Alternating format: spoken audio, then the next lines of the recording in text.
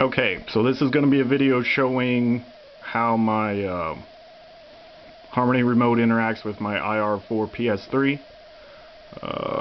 We're going to show you how I get power to the IR4 PS3 since it requires an always powered USB source. I use this PS3 charger controller. It's got the, zoom in here. I don't know if it's gonna work for shit.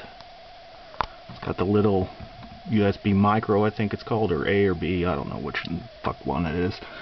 But at any rate, it's got also on the side 2 USB ports, because that is how you normally charge a PS3 controller. You plug one end into here and one end into your PS3.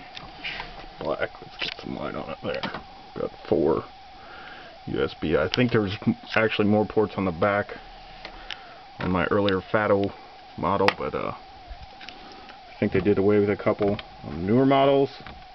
At any rate, here you can see my controller thinks it needs charged. Should turn off momentarily,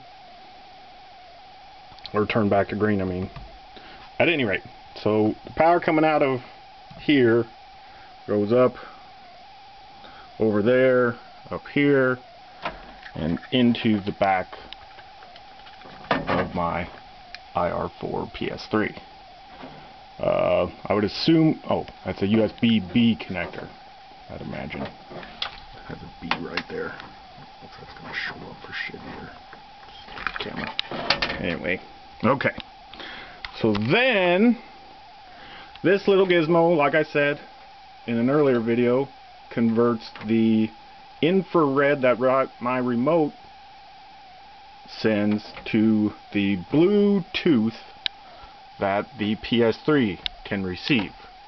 You have to have an IR to Bluetooth connector or converter or whatever you would like to call it to get signals into the PS3 from a remote that is not a controller.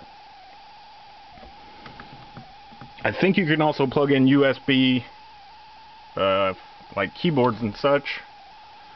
And so if you had, I don't know if you had like a Bluetooth dongle, if that would work, but that would only work when it's on, obviously, because, well, they're not always powered. Now, I looked it up. I have a Harmony 880. I don't know where if that's ever going to show up for you. I apologize, but that right up here at the top it says 880. Now this is not a touch screen. I think the newer ones are touch screens. Take it out to the light. See if we can't get you. Well, that ain't gonna work either. Oh, there it went dark. Can't see my options. At any rate, I've got the 2 buttons over here for my Xbox and PS3. I was playing Mass Effect 3 this morning. But at any rate, so there's an activities button up here at the top, and that contains all my macros. That allows me to control the receiver, the PS3, and the Xbox 360, along with my television. The way I get the IR signal from out here to behind the wall, underneath on my speaker mount, you can see this little dot here.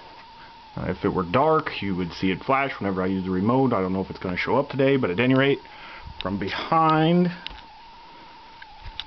the television, give me a moment, pull it out, we can check it.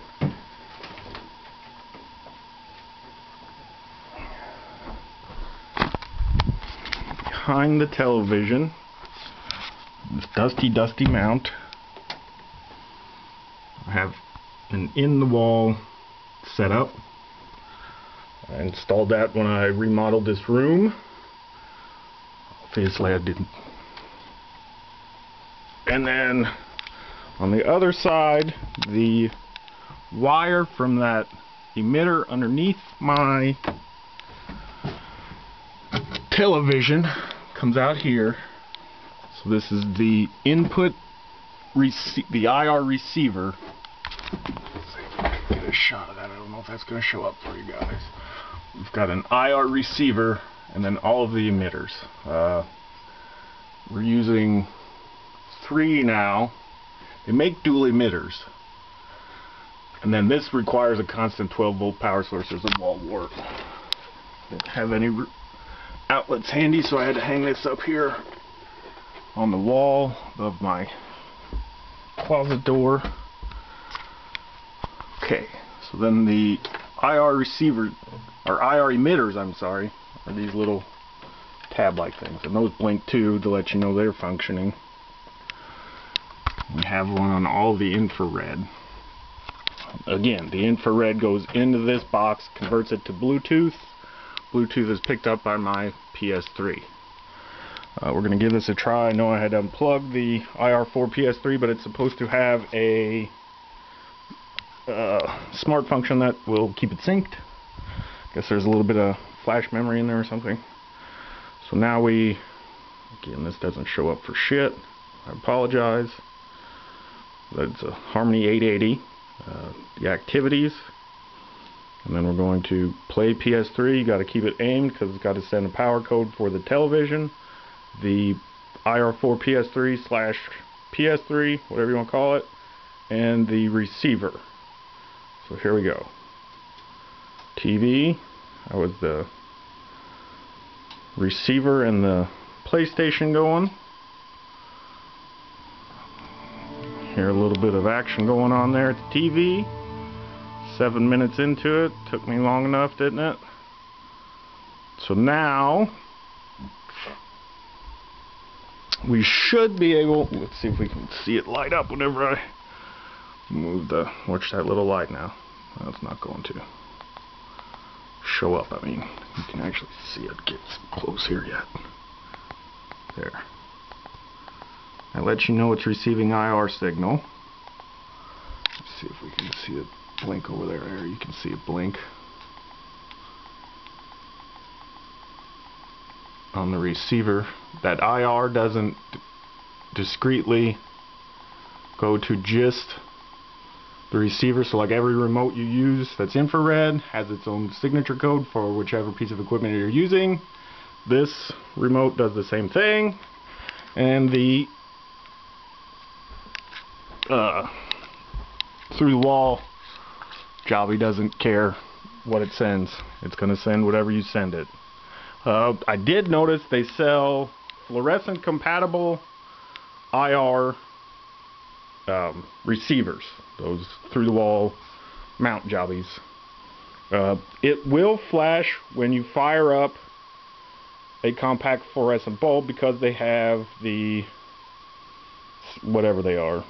But until the bulb warms up, it actually makes, which we might be able to do that right here, makes the emitter blink. Let's see if it's doing it. Yeah, there, it's constant on. And it should go off, yeah, in the way, out of the way. See there, I'm in the way of the light. It's kind of squirrely. And then after a while it'll go off. After a while. After a while. Okay, make a liar out of me. At any rate. So, they sell the fluorescent compatible ones that I guess don't blink whenever you turn the light on. I've never found it to be a problem. It hasn't interfered with any of the signals of the remotes and devices that I use. If you've got a problem, that could be it. Don't know what else. Oh, I guess we could switch from the PlayStation input to the Xbox via the remote.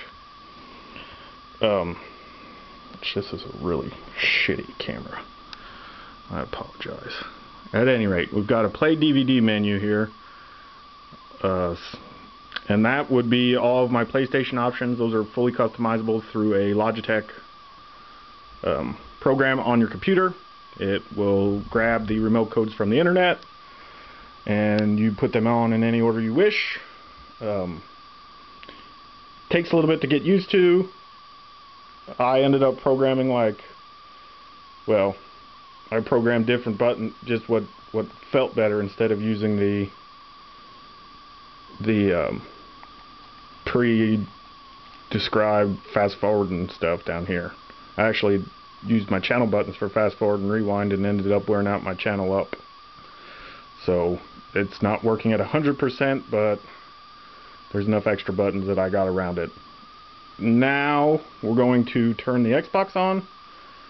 Since we're already in an activity, what we want to do is push the activities button. The menu's going to come up. We got PlayStation 3 up on the top one and Xbox 360 on the one below it. Push the Xbox 360. What's going to happen is the PlayStation will shut off. The input on the DVD player will switch to the input for the Xbox, and the Xbox will power on, God willing, and so forth. Now what we can't see is the macro that the IR4 PS3 sends to the PlayStation to get it to shut down every time. Since the IR4 PS3 has now sent the power off signal macro to the PS3, the IR4 will not forward any command through the IR until it receives the power on command. Once the power on command is given, the PlayStation will turn on, and then the IR4 will begin passing through the Bluetooth. That's kind of handy, so your PlayStation isn't constantly just coming on whenever you accidentally hit a button on the remote or something. So now we're running the Xbox. Let's see if I can show the input here.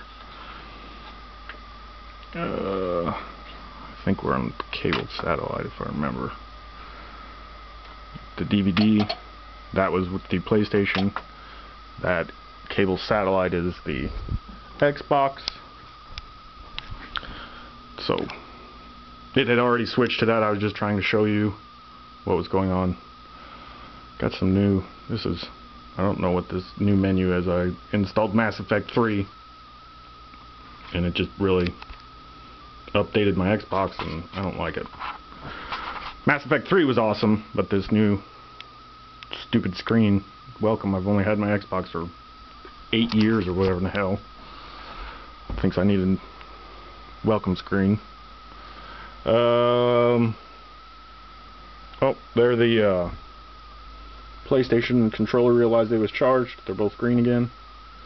Should have, I thought, sensed that a little quicker. This is the charging bay for the remote. The problem I've had is that the remote will not dock, so I've got a little hair scrunchy ponytail holder that holds my remote down onto the charging platform. I was coming back after having it on a charging platform and it would be not charged. Made for a sad panda. Doesn't really give the model name there either. Okay, so another long, boring, not straight to the point, circuitous, route taken video by myself showing my gizmos. Just let everybody scope the joint out before they come and rob the place. At least it may take them a while, I don't know. And so then when I give the power off command with just the power button here, it will send the power off signal to all of my devices, including the Xbox, hopefully. For whatever reason, the Xbox hasn't been shutting off every time, so I'll give the power off command. One presses the button, maybe watch the glowy light up. And there, you saw it blink a couple different times. That was sending the different signals. And the television, the home theater system, and the Xbox, along with the PlayStation that we switched off earlier, are all off. Everything is good and golden in the land of remoteness. Hope you maybe got a little bit of use out of this video. If you didn't, well, I apologize for wasting about, 15 minutes of your time.